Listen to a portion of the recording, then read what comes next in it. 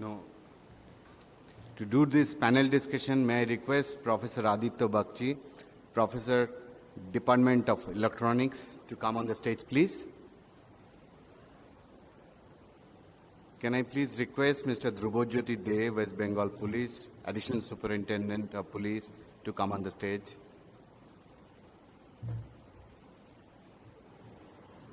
Can I also request Mitali Chatterjee, Senior Director, STQC Directorate, ERTL East.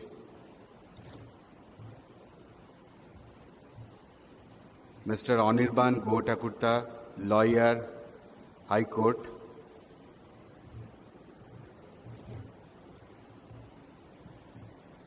Mr. Sumit Misra, RS Software, GM, Competency Process. Mr. Somak Shome, SREI International, ABP IT.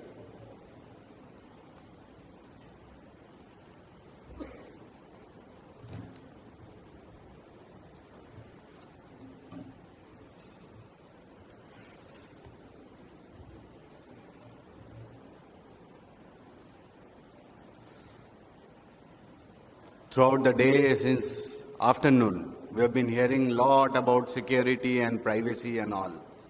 So there are some eminent panelists. We have got a lot of perspective since morning. So, and we think from this panel discussion, we are also going to bring out not new for few unanswered questions. So as an introduction part, I've been part of a corporate and all. There are a lot of questions there in my mind. So the questions, what are there in my mind are the regular questions which I face from my colleagues also. And those are the questions which I think is a combination of these panelists, which comes from academics, which comes from policy bodies, which comes from law enforcement agencies, which also comes from, legal advocates and all. Coupled with industry personalities like, that where we have got an IT industry, which is like RS Software. We've also got an end user industry, which is like a SREI International. Okay, so this is a combination of this panel is going to answer some of the questions which I have there in my mind. If you have got additional questions, you are free to ask, but I would like to start with some questions which I have there in my mind. Sometime back, I would like to start with, some thought process which I have, like Kaushik presented just now. He was talking about internet as a borderless boundary. There is no boundary for internet.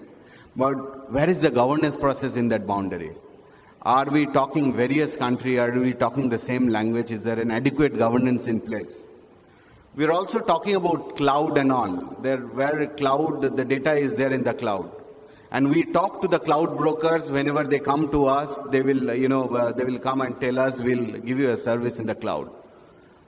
Do they have my data, or they have also outsourced it to somebody else? If they have outsourced, then who has got the network? If there is an issue in the network, if the data is going through the network, is it a common network? So whatever information I have got, which is going through the cloud, how secure is that? So there are few questions.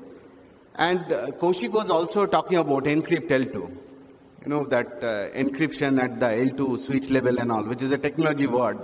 And if I have to, if I have got a sniffer which is there at my network and all, because of that encryption, I'll not be able to sniff.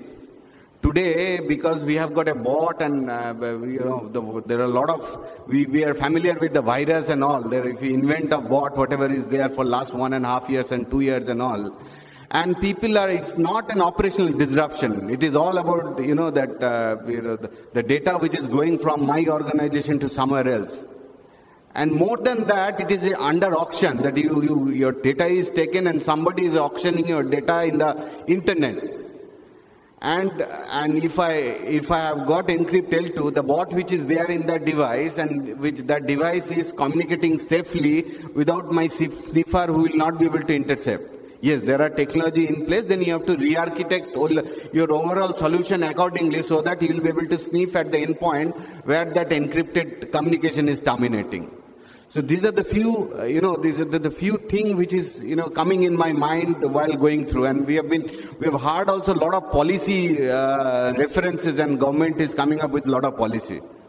So those policies are also, is going to become relevant for country India and all. We hope for that best. So I'll go back to the panelists, and my first question is to ask to Mitali that is privacy by design a solution?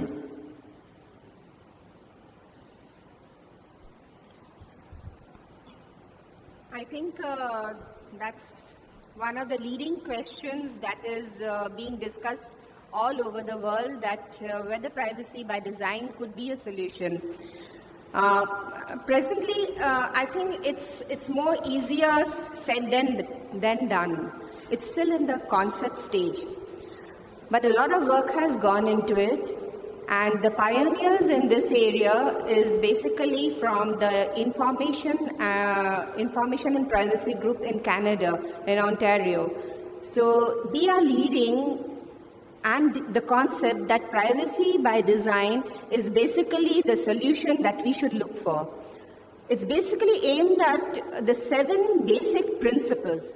It says, first, one, for privacy by design first means you need to implement the privacy specifications in the IT systems, in the IT infrastructure, and in the business processes.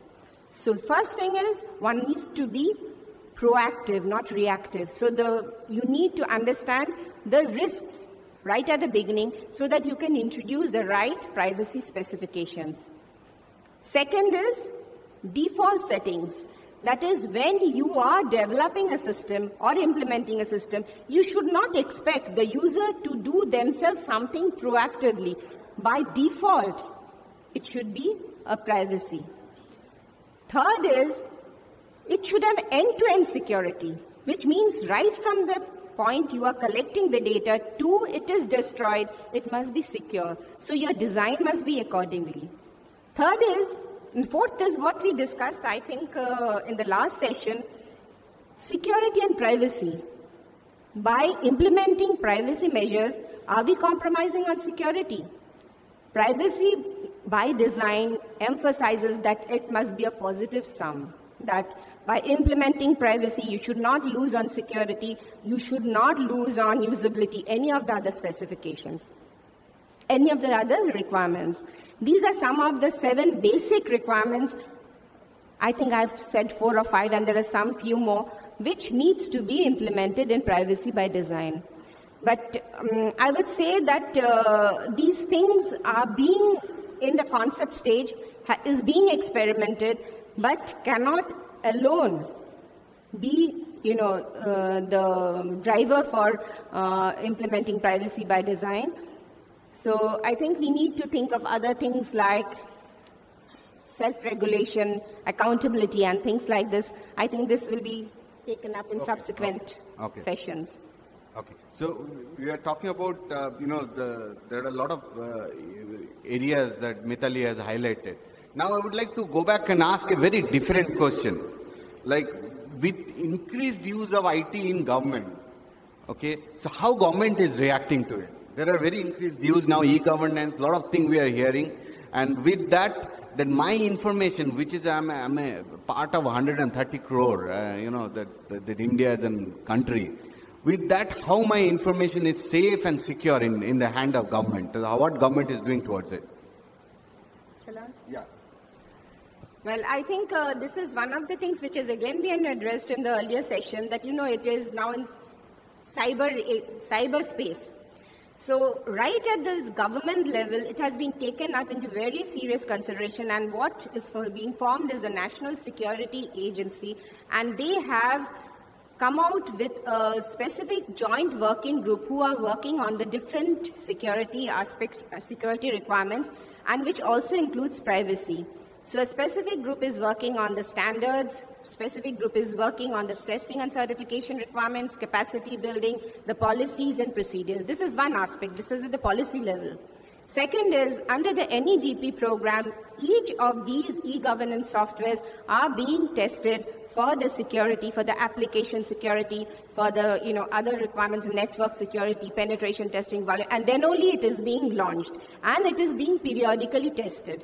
So these are all the different aspects that is being taken into by the government to ensure security. But as I would again say, security is not a one-time affair. It has to be, consistently pursued. So in its long-term plan, the requirements of security are inbuilt into the NEGP program. Sumit, my next question is to you. My next question is that Mitali is talking about a lot of, the processes and practice which government is trying to, practice. Do you think it is acceptable in terms of, it's a little tricky question. Do you think it is acceptable to the private companies and all? Do you accept this is the only way, or you have got a better way, or you want to do something else also to ensure the privacy and security? Look, I think while we have that policies in place, but it is the technologies that would ultimately provide the security and the privacy of these data. It would not, the policies would be there, but what is the level of confidence of the common people on the policies that will govern how much they would share and how much they would expose. And for organizations that would like to use the information for identification, for example, UID or any of these, so they would like to use that as a service instead of using the data itself. So in that aspect, I would think that policies would be there. That is definitely required for the betterment of the entire thing, but for the providing solutions and aspects of in the internet space, technology will have to override and will have to do the non-repudiation, etc., in order to provide that service. Okay. So now, sorry, Sumit, I will ask again that pointed question back to you, that she has been talking about NSE and all. As in the private companies where you get into the job of day in, day out, will you wait for the NSE to come up, or you will do and define of your own and do whatever way is the best for that, because whatever way is the best for you? See, in the for the companies which are private companies, the speed is of essence. So it will not be that we'll have to be waiting for something and do that. We have to use the best practices which are there in the world and try to adopt that in order to come up with the solution. So Mitali, question back to you. Sorry, he is talking about speed is of essence. And are we talking government is not speeding up enough to do this job? Well, I think I should agree with him. I don't disagree, but there is a lot of bureaucracy and things do take some time to move with the government. But I would like to supplement this. This initiative is under the PPP model, which is public-private partnership model. So we have equal, people in the private sector working along with the government for this specific effort. So government has understood that we need private people to work with us, and so it's a PPP model. We hope that we'll be able to overcome this. Okay, so for the purpose of also the audience and all, I would like to bring in little perspective here along with Sumit and all. If you are talking about government and all, I will I'll agree with Mitali also that if you are talking about 130 crore people, and people are coming from different parts, and people have got a different language problem and all. People have got different kind of an infrastructure. To talk about security for the government for a country like India, where and it is an immense and mammoth task, and which is happening, and it will take its own time. For us also to protect our data, we have to take our own steps, which is in line with the industry and global steps. Now, my question is back to Somak Shome, is that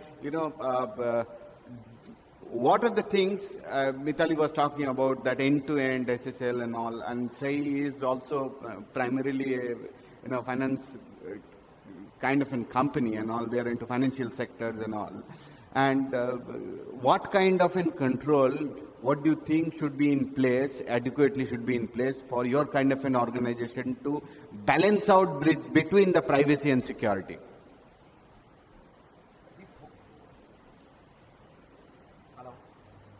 This whole thing starts when... Hello? Fine? No. Sorry. Can somebody else? Yeah. Hello? This whole thing starts when an employee onboards the company. So when the employee onboards the company, he is giving a lot of information to the HR department. And in that process, the employee hardly knows how much of that constitutes as actually personally identifiable information. So even if we assume a situation where the employee is well conscious of his rights and well conscious of this, so he gives them a lot of information, but then the onus goes back to HR and the security organization to now discriminate between these two kinds of information. Because I can very well see a situation where the HR is collecting information like health records of the of the employee, handing them over to the TPA and to the medical insurance provider, for collecting family records, okay? Now, when the HR or the other department of the company has to save this information in its own systems, there has to be controls which distinguish between the private or the personal one and the non-personal one. Here, this is a challenge for IT. So data masking is one of the technologies which is gradually coming into vogue for masking out information which is not relevant and which is like two kinds of different controls for different kinds of information. But I would say, I would like to ask these questions back to the audience or maybe to the other people on the bench. Like, are the HR or all companies mature enough to, have they reached this stage of maturity where they're actually doing this discrimination? Are they actually doing it? I'm not sure. Are they actually doing this discrimination of the data? And are they actually also ensuring that when they hand over this data to third parties, which is like one of the clauses of the IT Act Amendment 2008, are they also ensuring through agreements or through third-party audits that the controls at the third party are also at the same level of maturity like the controls in my organization? I am not too much upbeat about it. Okay, so these are some challenges which we have right now, and I think with the kind of employee awareness that is gradually more and more coming in, employee awareness about his rights, about the kind of HR, about the kind of information that he should divulge and he should not divulge, I think there was also one point of self-regulation. So I think self-regulation by itself is a control. No, I'll just hold you there. I'll just hold you there for a sec. You've asked a pertinent question. Are we looking at, while transferring the data to a TPA, third-party agencies who are actually supposed to give a Mediclaim card to employees of an organization, are we safeguarding our data, or if while handing over the data to a TPA and all, is there adequate security protection measure which is there? Anybody in the in the panel would like to? I'm not asking this question to specific. Somebody can pick up this question. Yeah, Sumit, can you please? Yeah, this is the exact issue that we raised with a person, with an organization, that whether they are practicing GLBA, which is the personally identifiable information, because they actually hold that family information, health and everything. And what they mentioned is that they have not yet started doing that, and this is a security, or by ignorance, I'll say. Nobody knows that what is the implication of this information. They hold in their ERP, the entire information, everything is there. HR can see it, everybody can see it. Whether it is masked, whether it is connectable, yes, it is connectable. So it is absolutely transparent that they are not following this information, the security. But while passing it to third party, what they mentioned, they use something called a generated a surrogate key. So they do not publish the name of the person because they are trying, and they did not publish not because they are aware of the PII. They did not publish because they wanted to do a background check without revealing the certain information which can be used or be identified in the community, and the suppression of information can be there.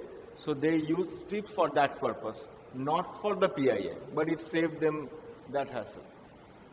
Okay, I'm sorry, a little toggle this question also. I would like to ask, that Anirban is from High Court lawyer, also will be able to give little perspective here. That suppose I have got a disease which is an employee of an organization who has got AIDS, okay, and that information is given to TPA and all, for I'm an employee of an organization and all, and TPA has got that data, and from TPA this information leaks. Okay, then I have got a social problem which is there in when I go back to my place and all. I find everybody knows, and the source of the information is somebody who is working in that TPA and all is also a neighbor there. Can I sue my company? Sure, you can sue. Actually, thing is, first of all, we need to know what is IT Act actually defines. What IT Act defines? Security. We are talking about security and privacy together. Privacy itself is in the boundary of security. Otherwise, privacy cannot form generally. So, coming into your private part means somebody is breaking security.